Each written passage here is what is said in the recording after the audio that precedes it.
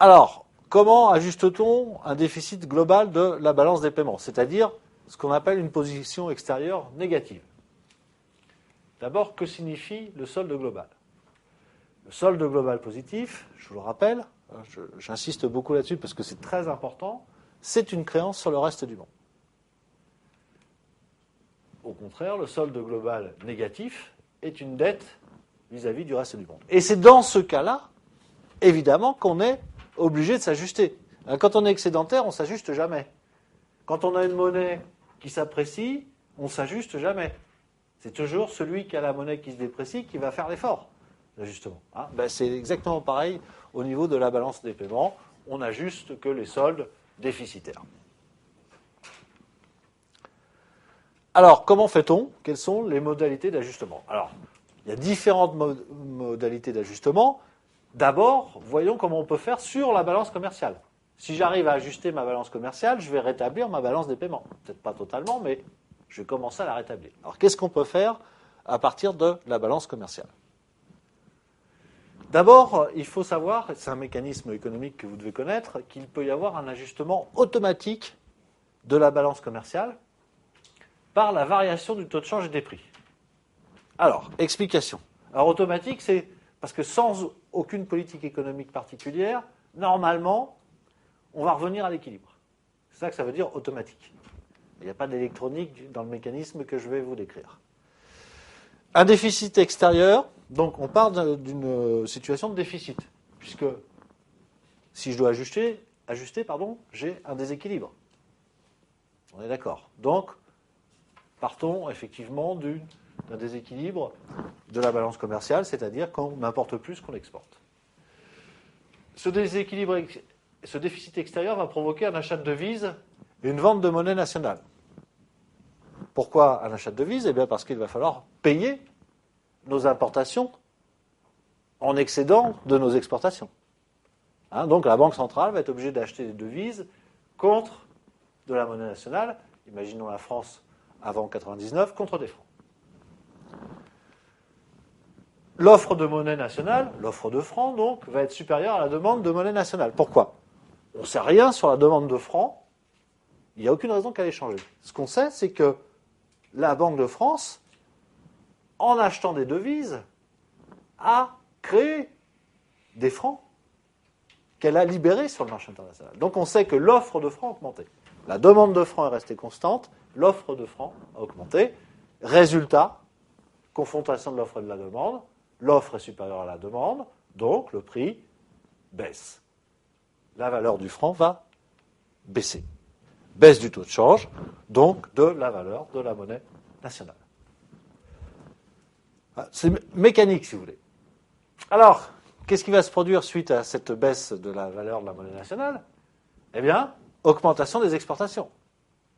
Alors, sous hypothèse que c'est la compétitivité prix qui est importante. C'est-à-dire, c'est celui qui vend le moins cher qui vend le plus. C'est une hypothèse qui n'est pas toujours très très crédible, notamment par rapport aux spécialisations des pays très développés. Mais passons ce détail. On peut envisager qu'effectivement, les exportations vont mieux se porter parce que leur prix est plus faible. Et puis, du coup, comme le prix de la monnaie nationale dans les autres devises baisse, eh bien, les importations vont être plus coûteuses. Et ce qui va être une véritable incitation à les limiter, ces importations, et à encourager des producteurs à substituer une production nationale aux anciennes importations. Les importations deviennent de plus en plus chères, donc il devient de plus en plus économique pour des acteurs nationaux de proposer ces fabrications. Qu'est-ce que je suis en train de dire? Augmentation des exportations, diminution des importations. Alors, là aussi, petite hypothèse, il ne faut pas que nos importations, ce soit de l'énergie. Il ne faut pas que ce soit du pétrole, parce que, quel que soit le prix de notre monnaie, on a besoin des mêmes quantités de pétrole, et j'ai bien peur que la baisse de la valeur de la monnaie nationale ne conduise pas à une baisse des importations. Mais pour le reste, là aussi, c'est crédible.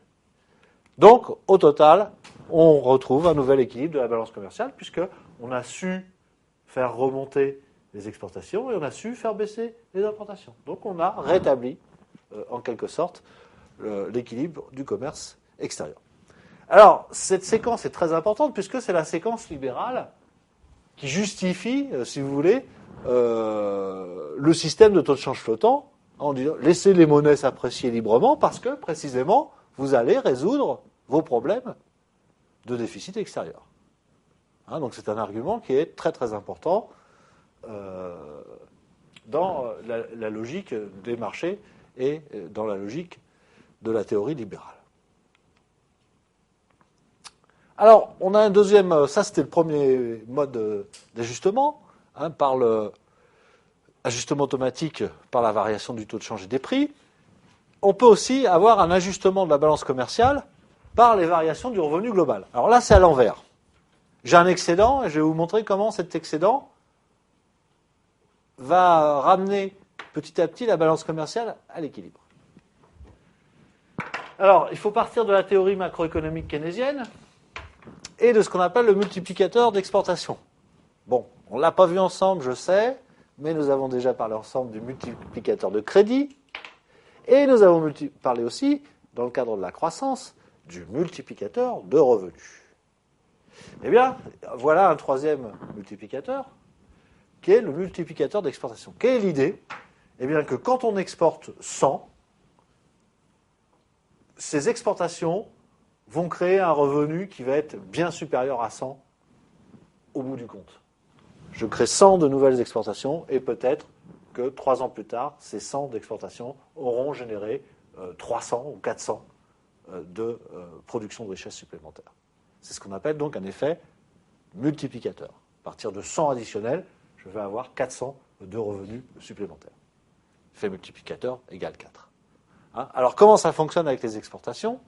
C'est ça qu'il faut vous expliquer. Le revenu créé va être très supérieur à la croissance des exportations. Alors, c'est très simple. Quand je produis 100 d'exportations, ces 100 de valeur, ils vont être versés sous forme de revenus aux salariés qui ont produit des biens exportés et aux propriétaires des entreprises qui ont exporté. Peu importe que ce soit sous forme de profit ou sous forme de salaire. Vous comprenez très bien que ces 100 additionnels liés à la demande mondiale créent 100 de revenus supplémentaires. Qu'est-ce que vont faire les ménages, du coup, que ce soit des propriétaires d'entreprises ou des salariés, que vont faire les ménages de ces 100 de revenus supplémentaires ? Eh bien, ils vont les dépenser. Tout ? Non, parce qu'on sait depuis Keynes qu'il existe une propension à épargner aussi. Hein, donc, ils vont peut-être dépenser en moyenne 80% de ce revenu additionnel. Donc, il y a 8 sur les 100, il y a 80 qui vont consister à demander de nouvelles choses. Ces 80 devront être produits par les entreprises et donc occasionneront 80 de revenus supplémentaires. Ces 80 de revenus supplémentaires iront dans la poche des ménages et les ménages en dépenseront 80%, c'est-à-dire 64. Ces 64 de demandes additionnelles devront être produits par les entreprises, etc., jusqu'à l'épuisement de la somme. Et c'est quand je vais additionner tous ces gains liés à chacun de ces cycles, eh bien, que je vais m'apercevoir que 100 d'exportation va créer, peut-être au bout de 5 ou 6 ans, jusqu'à l'épuisement du mécanisme, 400 de revenus supplémentaires. Hein, donc, il y a un effet multiplicateur des exportations. C'est aussi un argument à utiliser pour les avantages du libre-échange. Les avantages du libre-échange, c'est pouvoir exporter. Pourquoi veut-on exporter ? Parce qu'il y a un effet multiplicateur sur les revenus, sur la croissance. Mais l'augmentation du revenu, donc on a bien compris le mécanisme du multiplicateur, il y a des exportations, il y a une croissance plus importante du revenu. Mais cette augmentation du revenu va provoquer aussi celle des importations. Pourquoi ? Parce qu'une partie de la consommation finale des ménages est importée. Aujourd'hui, d'ailleurs, c'est une partie de plus en plus importante de la consommation des Français qui est importée. Donc, mes exportations ont augmenté, donc j'ai un déséquilibre, ma balance commerciale est excédentaire, mais par le jeu de la multiplication du revenu, eh bien, finalement, mes importations vont rejoindre mes exportations parce qu'une partie du pouvoir d'achat supplémentaire va être utilisée par les ménages pour acheter des biens importés. Donc, c'est une autre forme de stabilisation automatique, si vous voulez, par les variations du revenu global. Retour à l'équilibre, donc. Alors, ça, c'est les ajustements automatiques. Bon, en vérité, j'aime bien vous raconter ces jolis mécanismes qui sont bien huilés sur le papier, mais qu'on a beaucoup de mal quand même à rencontrer statistiquement dans la réalité. Donc les effets sont toujours, les effets d'un point de vue théorique sont toujours beaucoup plus impressionnants que ceux que l'on rencontre dans la réalité. Par contre, il y a un ajustement auquel on n'échappe pas, qui est beaucoup plus proche de la réalité des choses, justement, c'est l'ajustement de la balance commerciale par le rétablissement de la compétitivité. Parce que le bilan structurel que l'on peut faire d'un déficit durable et important des échanges industriels d'un pays, c'est que ces entreprises ne sont pas compétitives. Ou en tous les cas, pas compétitives, ça veut dire quoi? Ça veut dire qu'elles sont moins concurrentielles que les entreprises étrangères. Alors, il faut savoir de quelle compétitivité on parle. Est-ce qu'on n'est pas compétitif parce qu'on est trop cher? Et donc là, on a un problème de compétitivité prix.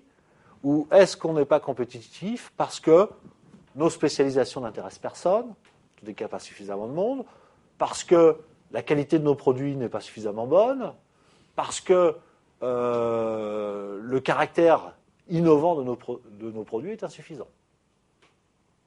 En tous les cas, on peut prétendre qu'un déficit commercial structurel a une explication en termes de compétitivité. Donc, si on résout les problèmes de compétitivité, on devrait participer au rééquilibrage des comptes extérieurs. Alors ça, c'était sur toute la partie ajustement, si vous voulez, sur le haut de la balance des paiements, c'est-à-dire sur la balance commerciale et aussi en partie sur la balance des transactions courantes. Maintenant, on peut aussi ajuster la balance des paiements par le bas, c'est-à-dire au niveau du compte financier. Je vous ai dit qu'aujourd'hui, c'était 80% donc de la balance des paiements. Alors, comment peut-on faire pour équilibrer le compte financier? Enfin, en tous les cas, faire que son solde participe à l'équilibre réel de la balance des paiements. Eh bien, on peut contrôler les mouvements de capitaux pour rééquilibrer le compte financier. Finalement, ça veut dire quoi? Quand on a un compte financier qui est déficitaire, ça veut dire qu'il y a plus de sorties de capitaux que d'entrées. Il suffit de réglementer les sorties de capitaux. Alors, quand je dis il suffit, c'est méfiez-vous, parce que effectivement, ça peut être une décision administrative. On peut dire, voilà, pas interdire aux capitaux de sortir. Les conséquences peuvent être dramatiques. Mais j'ai trop de sorties de capitaux, je peux effectivement, par la règle, par la législation, je peux en limiter la sortie. Alors,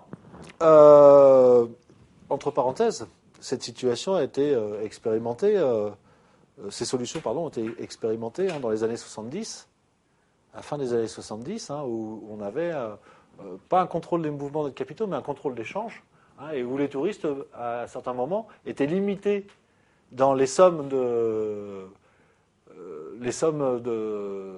francs français, exprimées en francs français, qu'ils pouvaient dépenser à l'étranger. Que ce soit directement en sortant des billets de banque, ou que ce soit déjà à cette époque-là avec des traveler chèques ou avec les premières cartes bancaires. Donc on a expérimenté ça en France il n'y a pas si longtemps que ça, où on a interdit de trop grandes sorties d'argent de la part des particuliers. Ça veut dire qu'on a finalement contrôlé les flux touristiques à l'étranger. Alors c'est vrai qu'aujourd'hui, ce genre de décision serait difficile à prendre, en tous les cas, serait difficile à tolérer par les populations, me semble-t-il, mais il n'y a pas si longtemps, on utilisait ces moyens-là. De même qu'on peut taxer les sorties de capitaux, enfin, on pourrait, parce que je vous rappelle quand même que la France est engagée déjà dans l'Union européenne, à respecter la libre circulation des capitaux. Hein, ça fait partie des traités qu'on a signés, donc ce n'est pas un moyen qui est à notre disposition. Et que d'autre part, la vie du monde aujourd'hui, c'est la liberté de circulation des capitaux. Hein, qu'il n'y a personne de très sérieux qui propose, en tous les cas, de revenir sur cette question-là. Alors, on peut parler de limiter la circulation de capitaux, par exemple, pour éviter la spéculation, ce genre de choses, hein, mais globalement, il y a assez peu de monde qui va défendre l'idée qu'il faut revenir à un caractère national du financement et interdire tout mouvement de capitaux d'un point de vue international. Donc, je vous mentionne cette possibilité, qui était aussi une possibilité théorique. En vérité, hein, pour un pays comme le nôtre, c'est un moyen qui ne peut pas être opératoire parce que nos engagements font qu'on ne peut pas utiliser la limitation de circulation des capitaux. Alors, nécessité d'ajustement relative, justement, qu'est-ce que ça veut dire ? Ça veut dire que, ouais, normalement, on doit ajuster, mais dans certains cas, on n'est même pas obligé de le faire. Alors, d'abord, dans la zone euro, on n'est pas obligé de le faire dans la zone euro. Pourquoi ? Parce que la position de l'euro ne peut pas être affectée par les déficits commerciaux des pays européens. Ah ça c'est une grande nouvelle. Pourquoi l'euro échapperait à cette règle qui est vraie pour toutes les autres monnaies ? Très simplement, je vous rappelle qu'aux 2/3, le commerce dans l'Union européenne se fait entre pays membres. Et donc quand la France a un déficit abyssal de ce commerce extérieur, par exemple, il va être compensé par un excédent abyssal de ses partenaires commerciaux, qui sont européens et qui ont la même monnaie. Donc au total, il y a une compensation, alors pas totale, hein, mais quasi totale, entre les excédents et les déficits commerciaux à l'intérieur de la zone euro. Donc, un pays qui est en déficit, il n'a rien à faire. Sinon, à réfléchir comment améliorer sa propre position, parce qu'il va le payer en termes d'emploi, en termes d'activité économique, mais il ne gêne pas les autres. C'est ça que je suis en train de dire. Donc, il n'y a pas de nécessité d'ajustement à l'intérieur de la zone euro.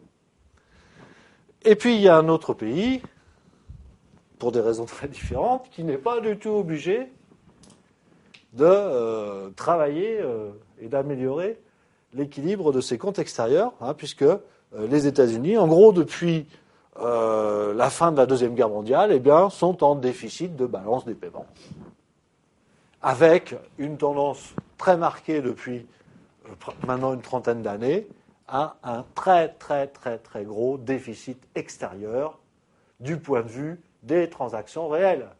C'est-à-dire que c'est la balance commerciale américaine qui atteint des sommets de déficit. Mais ça n'empêche pas les Américains de vivre.